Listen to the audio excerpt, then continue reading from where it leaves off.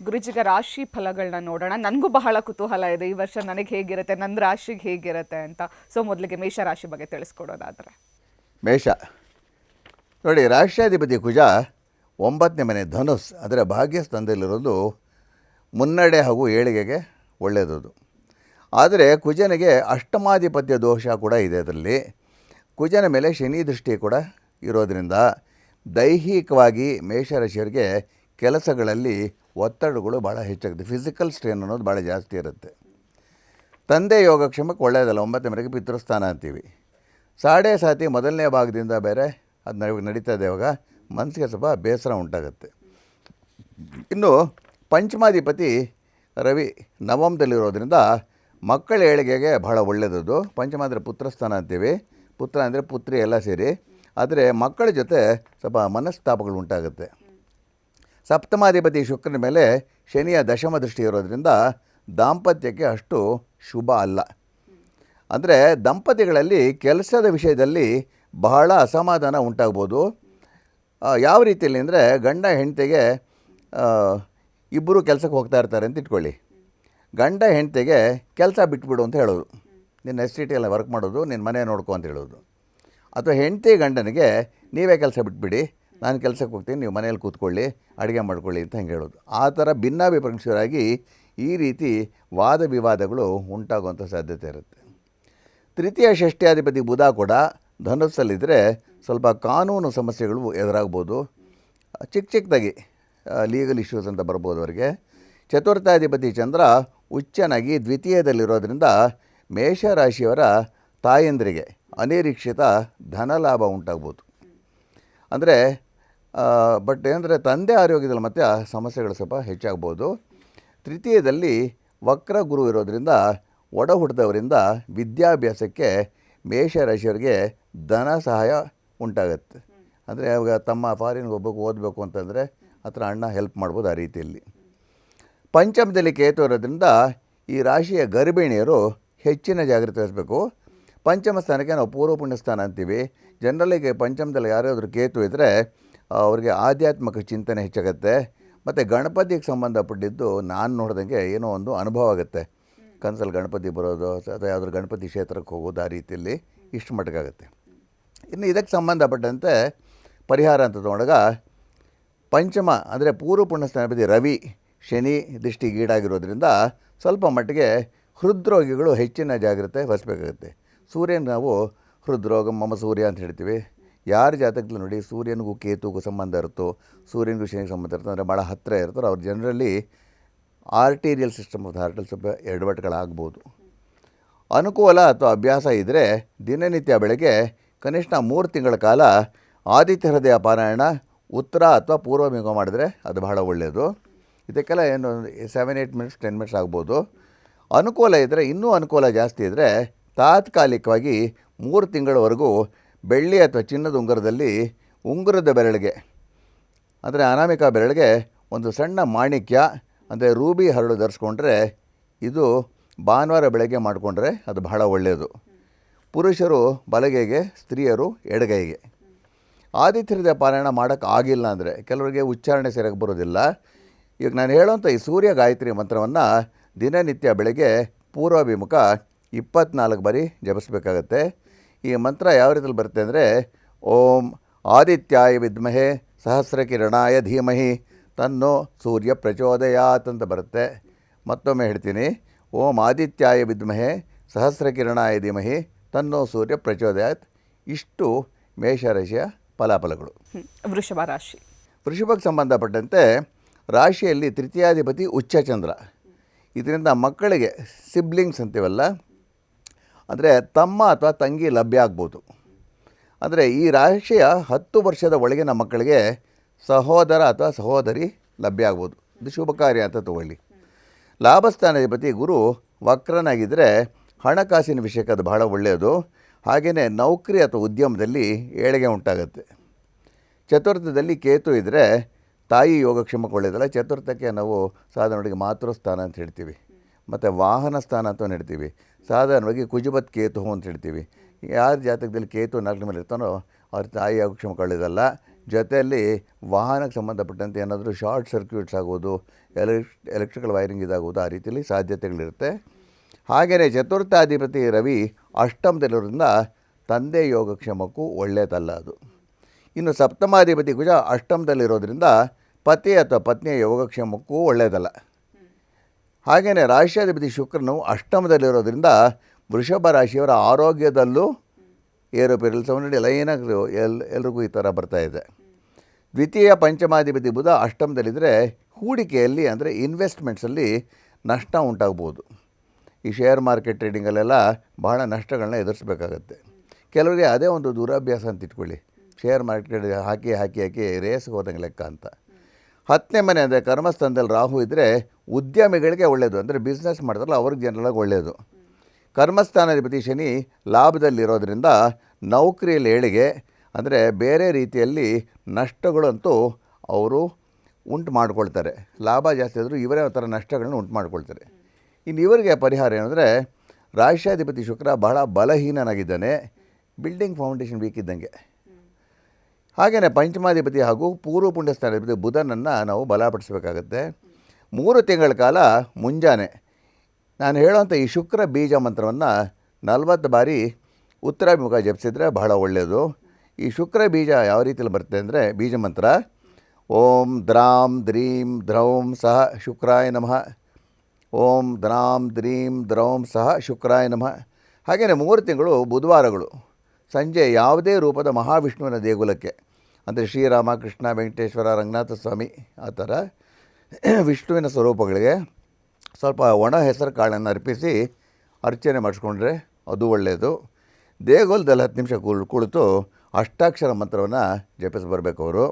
ಅಷ್ಟಾಕ್ಷರ ಮಂತ್ರ ಎಲ್ರಿಗೂ ಗೊತ್ತಿರೋ ಹಾಗೆ ಓಂ ನಮೋ ನಾರಾಯಣಾಯ ಅಂತ ಬರುತ್ತೆ. ಈ ಮಂತ್ರನ ಭಾಳ ಕಡೆ ತಪ್ಪು ಹೇಳ್ತಾರೆ. ಓಂ ನಮೋ ನಾರಾಯಣಾಯ ನಮಃ ಅಂತಾರಲ್ಲ, ನಮಃ ಬರಲ್ಲ, ಬರೀ ಓಂ ನಮೋ ನಾರಾಯಣಾಯ. ಇಷ್ಟೂ ವೃಷಭ ರಾಶಿಗೆ ಸಂಬಂಧಪಟ್ಟಿದ್ದು. ಮಿಥುನ ರಾಶಿ ನೋಡಿ, ಮಿಥುನಕ್ಕೆ ರಾಶಿಯಲ್ಲಿ ಸಪ್ತಮ ಹಾಗೂ ಕರ್ಮಸ್ಥಾನವಿದೆ ವಕ್ರಗುರು ಒಂದು ರೀತಿಯಲ್ಲಿ ಒಳ್ಳೆಯದು, ಒಂದು ರೀತಿಯಲ್ಲಿ ಅಶುಭ. ಒಳ್ಳೆಯದೇನೆಂದರೆ ಅವಿವಾಹಿತರಿಗೆ ಕಲ್ಯಾಣ ಯೋಗ ಉಂಟಾಗ್ಬೋದು, ಮದುವೆ ಪ್ರಯತ್ನ ಫಲಿಸುತ್ತೆ, ವೃತ್ತಿಯಲ್ಲಿ ಏಳಿಗೆ ಈ ರೀತಿ. ಆದರೆ ಜನ್ಮಗುರು ನರೋ ದುಃಖಂ ಅಂತ ಹೇಳ್ತಾರಲ್ಲ, ಆ ರೀತಿಯಲ್ಲಿ ಜನ್ಮ ರಾಶಿಯಲ್ಲಿ ಗುರು ಗೋಚರಿಸಿದಾಗ ಮನಸ್ಸಿಗೆ ಏನೋ ಒಂಥರ ನೋವು ಉಂಟಾಗುತ್ತೆ. ಸಾಧಾರಣ ಗುರು ಜನ್ಮರಾಶಿ ಬಂದಾಗ ಹೇಳೋಕ್ಕಾಗಲ್ಲ ಯಾಕೆ ಅಂತ, ಸ್ವಲ್ಪ ವೈರಾಗ್ಯದ ಪರಿಸ್ಥಿತಿ ಬರುತ್ತೆ. ಅಂದರೆ ಉತ್ಸಾಹ, ಆ ಲವಲವಿಕೆ ಅಂತೀವಲ್ಲ, ಅದು ಕಡಿಮೆ ಆಗಿಬಿಡುತ್ತೆ. ಮಕ್ಕಳ ವಿಷಯದಲ್ಲಿ ಅಸಮಾಧಾನ, ಆನಂತರ ಕೈಯಲ್ಲಿ ದುಡ್ಡು ನಿಲ್ಲಲ್ಲ. ತೃತೀಯದಲ್ಲಿ ಕೇತು ಇರೋದ್ರಿಂದ 3ನೇ ಮನೆಗೆ, ತೃತೀಯ ಅಂದರೆ ನಾವು ಒಡ ಹುಟ್ಟಿದವ್ರ ಸ್ಥಾನ ಅಂತ ಹೇಳ್ತೀವಿ, ಅಂದರೆ ಭ್ರಾತೃಸ್ಥಾನ ಅಂತ. ಒಡ ಹುಟ್ಟಿದವರ ಯೋಗಕ್ಷೇಮಕ್ಕೂ ಒಳ್ಳೆಯದಲ್ಲ. ಸಪ್ತಮದಲ್ಲಿ ಶುಕ್ರ ಹಾಗೂ ಕುಜನ ಸಮ್ಮಿಲನದಿಂದ ಟೆಕ್ನಿಕಲಾಗಿ ಕುಜ ಮತ್ತು ಶುಕ್ರ ಸೇರಿದ್ರೆ ನಾವು ಕುಜ ದೋಷ ಅಂತ ಹೇಳ್ತೀವಿ.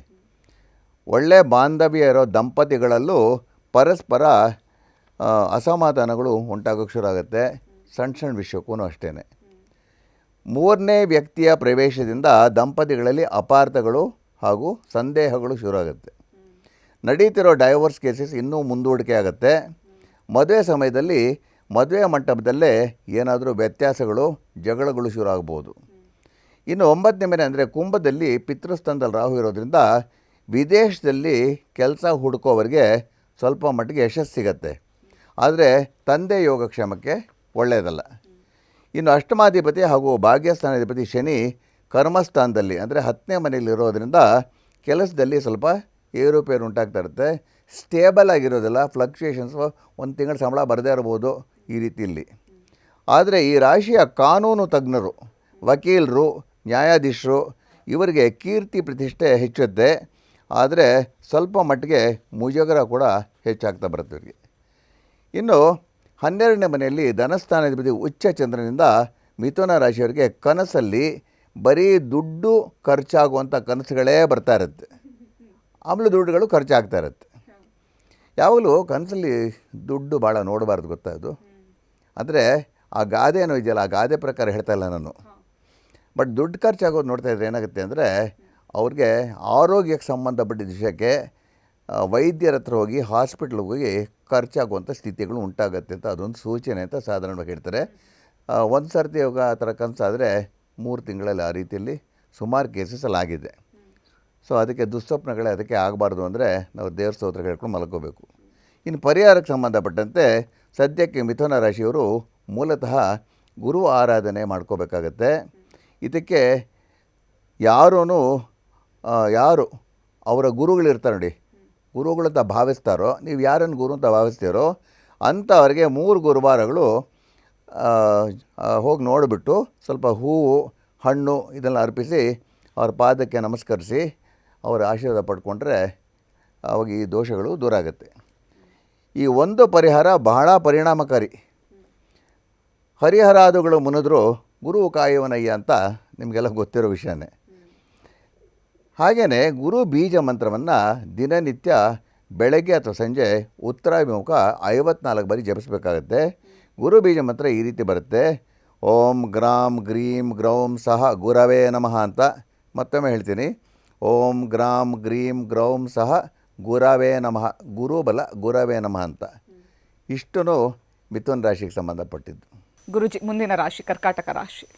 ಕಟಕ ಅಥವಾ ಕರ್ಕಾಟಕ ನೋಡಿ, ರಾಶ್ಯಾಧಿಪತಿ ಚಂದ್ರ ಲಾಭಸ್ಥಾನದಲ್ಲಿ ಉಚ್ಚನಾಗಿರೋದು ಬಹಳ ಒಳ್ಳೆಯದು. ಕಟಕ ರಾಶಿಯವರ ಹಣದ ಸಮಸ್ಯೆಗಳಿಗೆ ಒಂದು ದಾರಿ ಕಾಣುತ್ತೆ. ಧನಾರ್ಜನ ತಕ್ಕ ಮಟ್ಟಕ್ಕೆ ಬರುತ್ತೆ, ಅವರ ಎಕ್ಸ್ಪೆಕ್ಟೇಷನ್ಗಿಂತ ಜಾಸ್ತಿ ಬರುತ್ತೆ. ಆದರೆ ಚಂದ್ರನ ರಾಶ್ಯಾಧಿಪತಿ ಅಂದರೆ ಶುಕ್ರನಿಗೆ ಬಲ ಇಲ್ಲ, ಷಷ್ಠದಲ್ಲಿದ್ದಾನೆ. ಅದೊಂಥರ ದುಸ್ಥಾನ ಅಂತ ಹೇಳ್ತೀವಿ. ಲಾಭಾಧಿಪತಿ ಹಾಗೂ ಚತುರ್ಥಾಧಿಪತಿ ಶುಕ್ರ ಷಷ್ಠದಲ್ಲಿ ಅಂದರೆ 6ನೇ ಮನೆಯಲ್ಲಿ ಬಲಹೀನಾಗಿದ್ದಾನೆ. ಕಟಕ ರಾಶಿಯವರ ಆಸೆ ಆಕಾಂಕ್ಷೆಗಳು ಸ್ವಲ್ಪ ಏರುಪೇರು ಉಂಟಾಗುತ್ತೆ.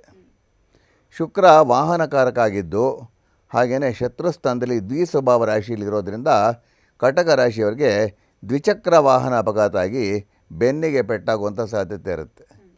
ಕೆಲವರು ಕೇಳ್ತಾರೆ, ಎಲ್ಲ ಗುರುಗಳೇ ಆ ಕಾಲದಲ್ಲಿ ದ್ವಿಚಕ್ರ ವಾಹನ ಇತ್ತೋ ಇಲ್ವೋ, ನೀವು ಅದು ಹೆಂಗೆಲ್ಲ ಹೇಳ್ತೀರ ಅಂತ ಹಿಂಗೆಲ್ಲ ಕೇಳ್ತಾರೆ. ಸಿಂಪಲ್ಲಾಗಿ ಇದು ಸ್ವಲ್ಪ ಅನುಭವದ ಮೇಲೆ ಹೇಳೋದು. ಇವಾಗ ನಾನು ಹೇಳಿದೆ, ಮಿಥುನ, ಕನ್ಯಾ, ಧನುಸ್ ಮತ್ತು ಮೀನಾಗೆ ನಾವು ದ್ವಿಸ್ವಭಾವ ರಾಶಿ ಅಂತೀವಿ, ದ್ವಿಸ್ವಭಾವ ಅಂತ ಹೇಳ್ತೀವಿ, ಡಬಲ್ ಬಾಡಿ ಟ್ರೈನ್ ಅಂತ. ಸೊ ಅಲ್ಲೇ ನಾವು ಸ್ವಲ್ಪ ತೊಗೊಂಡು ಈ ಕಾಲಕ್ಕೆ ಅನ್ನಿಸೋದು ದ್ವಿಚಕ್ರ ಅಂತ ನಾನು ಮಾಡ್ಕೊಳ್ತೀನಿ. ಅದು ಸೈಕಲ್ ಇರ್ಬೋದು, ಸ್ಕೂಟ್ರ್ ಇರ್ಬೋದು, ಬೈಕ್ ಇರ್ಬೋದು.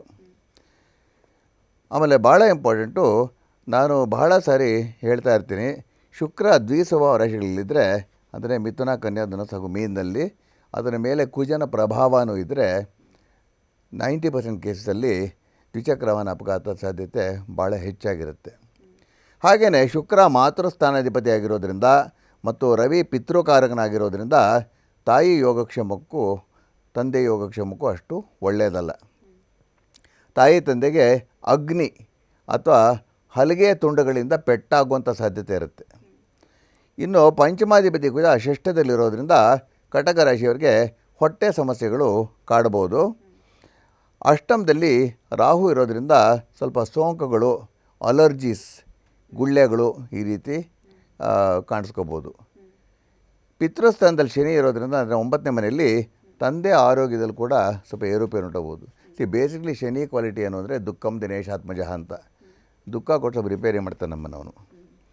2ನೇ ಮನೆ ಅಂದರೆ ದ್ವಿತೀಯದಲ್ಲಿ ಕೇತು ಇರೋದರಿಂದ ಕಟಕ ರಾಶಿಯವರಿಗೆ ಸ್ವಲ್ಪ ಹಲ್ಲಿನ ಸಮಸ್ಯೆಗಳು, ಹಲ್ಲು ನೋವು ಈ ರೀತಿ ಕೂಡ ಕಾಣಿಸ್ಕೋಬೋದು. ಜನರಿಗೆ 2ನೇ ಮನೆ ಅಂತ ನಾವು ತೊಗೊಂಡಾಗ ಲಗ್ನ ದೇಹ ಅಂತ ತೋರಿಸುತ್ತೆ, 2ನೇ ಮನೆ ಒಂದು ಫೇಶಿಯಲ್ ಪಾರ್ಟು. ನಾನು ನೋಡಿದಂಗೆ ರಾಹು ಕೇತುಗಳು ಕುಜ ಎಲ್ಲ 2ನೇ ಮನೆಯಲ್ಲಿದ್ದರೆ ಸುಮಾರು 80-90% ಕೇಸಲ್ಲಿ ದಂತ ಸಮಸ್ಯೆಗಳೆಲ್ಲ ಸ್ವಲ್ಪ ಉಂಟಾಗುತ್ತೆ ಅವರಿಗೆ. ಕಣ್ಣಲ್ಲಿ ಸ್ವಲ್ಪ ಉರಿ ಈ ರೀತಿ ಕೂಡ ಆಗ್ಬೋದು. ಮತ್ತು ಇಲ್ಲಿ ಭಾಳ ಇಂಪಾರ್ಟೆಂಟು ಸರಿಯಾದ ವೈದ್ಯರ ಸಲಹೆ ಪಡ್ಕೋಬೇಕು. ಸೊ ಎಲ್ಲದಕ್ಕೂ ನಾವು ನಾನು ಮ್ಯಾಜಿಕ್ ಮಾಡಿ ಮಂತ್ರ ಹೇಳ್ತೀನಿ ಅಂತ ಹೇಳೋಕ್ಕಲ್ಲ. ವೈದ್ಯೋ ನಾರಾಯಣೋ ಹರಿ ಅಂತ ಹೇಳಿದ್ವಿ, ಅದಕ್ಕೆ ದೇವರು ವೈದ್ಯರನ್ನು ಕೊಟ್ಟಿರ್ತಾರಲ್ಲ, ಸರಿ ಅವರು ವೈದ್ಯರನ್ನ ಸಂಪರ್ಕ ಮಾಡ್ಕೋಬೇಕು. ಇನ್ನು ಈ ಕಡೆಯಿಂದ ಪರಿಹಾರ ತೊಗೊಂಡಾಗ ಪಂಚಮಾಧಿಪತಿ ಕುಜನ ಆರಾಧನೆ ಮಾಡಬೇಕಾಗತ್ತೆ. ಕಟಕ ರಾಶಿಯವರು 7 ಮಂಗಳವಾರಗಳು ಸುಬ್ರಹ್ಮಣ್ಯ ದೇಗುಲಕ್ಕೆ, ಯಾಕಂದರೆ ಕುಜನ ಅಧಿಪತಿ ಬಂದು ಸುಬ್ರಹ್ಮಣ್ಯ ಆಗ್ತಾನೆ, ಸ್ವಲ್ಪ ತೊಗರಿಬೇಳೆ, ಮೊದಲನೇ ಮಂಗಳವಾರ ಸ್ವಲ್ಪ ಕೆಂಪು ವಸ್ತ್ರ ಇಷ್ಟನ್ನು ಅರ್ಪಿಸಿ ಅರ್ಚನೆ ಮಾಡಿಸ್ಕೋಬೇಕು.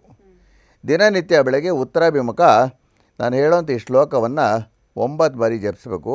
ಯಾವಾಗಲೂ ಸುಬ್ರಹ್ಮಣ್ಯ ಮಂತ್ರಗಳು, ಕುಜ ಮಂತ್ರಗಳು, ಶಿವನ್ ಮಂತ್ರಗಳು, ರುದ್ರ ಮಂತ್ರಗಳು, ದುರ್ಗಾ ಮಂತ್ರಗಳು ಇದೆಲ್ಲ ವೈಖಾರಿ ರೂಪದಲ್ಲಿ ಹೇಳಬೇಕು ಅಂತ ನಾನು ಯಾವಾಗಲೂ ಹೇಳ್ತಾ ಇರ್ತೀನಿ. ಅಂದರೆ ವೈಖಾರಿ ಸ್ವಲ್ಪ ಜೋರಾಗಿ ಅಂತ. ಸೊ ಈ ಸುಬ್ರಹ್ಮಣ್ಯ ಮಂತ್ರ ಹೆಂಗೆ ಬರುತ್ತೆ ಅಂದರೆ, ಷಡಾನನಂ ಚಂದನ ಲೇಪಿತಾಂಗಂ ಮಹೋರಸಂ ದಿವ್ಯಮಯೂರವಾಹನಂ ರುದ್ರಸ್ಯ ಸೂನಂ ಸುರಲೋಕನಾದಂ ಬ್ರಹ್ಮಣ್ಯ ದೇವಂ ಶರಣಂ ಪ್ರಪದ್ಯೆ ಅಂತ ಬರುತ್ತೆ. ಮತ್ತೊಮ್ಮೆ ಹೇಳ್ತೀನಿ. ಷಡಾನನಂ ಚಂದನ ಲೇಪಿತಾಂಗಂ ಮಹೋರಸಂ ದಿವ್ಯ ಮಯೂರವಾಹನಂ ರುದ್ರಸ್ಯ ಸೂನಂ ಸುರಲೋಕನಾದಂ ಬ್ರಹ್ಮಣ್ಯ ದೇವಂ ಶರಣಂ ಪ್ರಪದ್ಯೆ. ಅನುಕೂಲ ಇದ್ದರೆ 3 ತಿಂಗಳ ಕಾಲ ಬೆಳ್ಳಿ ಅಥವಾ ಚಿನ್ನದ ಉಂಗುರದಲ್ಲಿ ಕೆಂಪು ಹವಳವನ್ನು, ರೆಡ್ ಕೋರಲ್ ಅಂತ ಬರುತ್ತೆ, ಇದೆಲ್ಲ ಹೇಳ್ತಾರೆ ಅನುಕೂಲ ಇದ್ದವ್ರಿಗೆ. ಉಂಗುರದ ಬೆರಳಿಗೆ ಧರಿಸಿ, ಅಂದರೆ ಅನಾಮಿಕ ಬೆರಳಿಗೆ ಧರಿಸಿದರೆ ಅದು ಒಳ್ಳೆಯದು. ಇಷ್ಟೂ